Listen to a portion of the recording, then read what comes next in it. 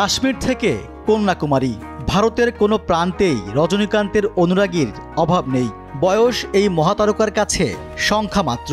তরুণ প্রজন্মের অভিনেতাদের সঙ্গে পাল্লা দিয়ে পর্দা কাঁপাচ্ছেন। তবে তার এই যাত্রা সহজ ছিল না, যা হার মানায় সিনেমার গল্পকেও। 12 ডিসেম্বর ৭৪তম জন্মদিনে এই কিংবদন্তির সম্পর্কে জেনে নেওয়া যাক কিছু জানা অজানা তথ্য।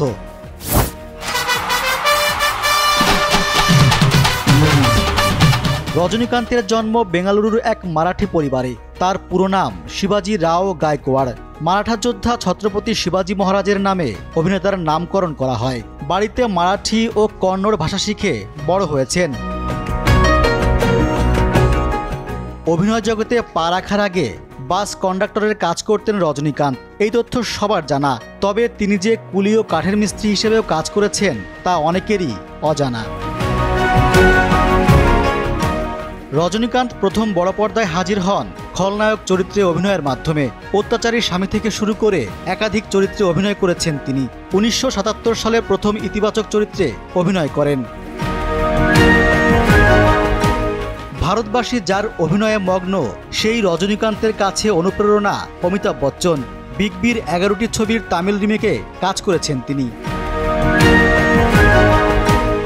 প্রায় 50 বছরের কর্মজীবনে রজনীকান্ত প্রায় 170টির বেশি সিনেমায় অভিনয় করেছেন।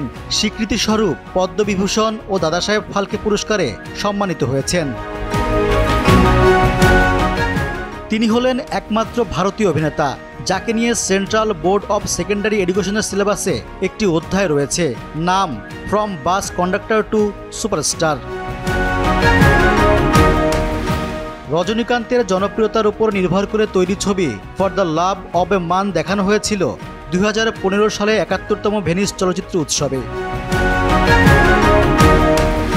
2010 সালে মুক্তিপ্রাপ্ত রজনীকান্তের কল্পবিজ্ঞান ঘরানার ছবি এনথিরন একমাত্র তামিল ছবি যা বিশ্বের মধ্যে IMDb'র সেরা 50 সিনেমার তালিকায় নিজের স্থান করে নেয়।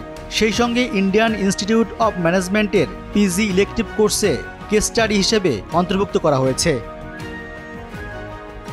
লাইফস্টাইল এশিয়ার দেয়া তথ্য অনুসারে ভারতের সবচেয়ে বেশি পারিশ্রমিক নেওয়া অভিনেতাদের মধ্যে অন্যতম রজনীকান্ত। প্রতিটি সিনেমার জন্য 150 থেকে 210 কোটি রুপি পর্যন্ত পারিশ্রমিক নিয়ে থাকেন। মজার বিষয় হলো, তার অভিনীত কোনো সিনেমা বক্স অফিসে ব্যর্থ হলে প্রযোজককে পারিশ্রমিক ফিরিয়ে দেন তিনি। আর বিজ্ঞাপন থেকে তার আয় খুবই কম, কারণ সব প্রতিষ্ঠানের বিজ্ঞাপনে কাজ করেন না তিনি। ভারতীয় গণমাধ্যমের তথ্য বলছে রজনীকান্তের মোট সম্পত্তির পরিমাণ 430 কোটি রুপি, যা বাংলাদেশি মুদ্রায় 605 কোটি টাকার বেশি। সমাজ কল্যাণমূলক কাজের সঙ্গেও জড়িত রয়েছেন অভিনেতা। পারিশ্রমিকের অর্ধেকই সমাজ কল্যাণমূলক কাজের সঙ্গে জড়িত। বিভিন্ন তহবিলে দান করেন রজনীকান্ত। চেন্নাইয়ে যখন ভয়াবহ বন্যা দেখা দিয়েছিল, সেই সময় বিপুল পরিমাণ অর্থ বন্যা তহবিলে দান করেছিলেন তিনি।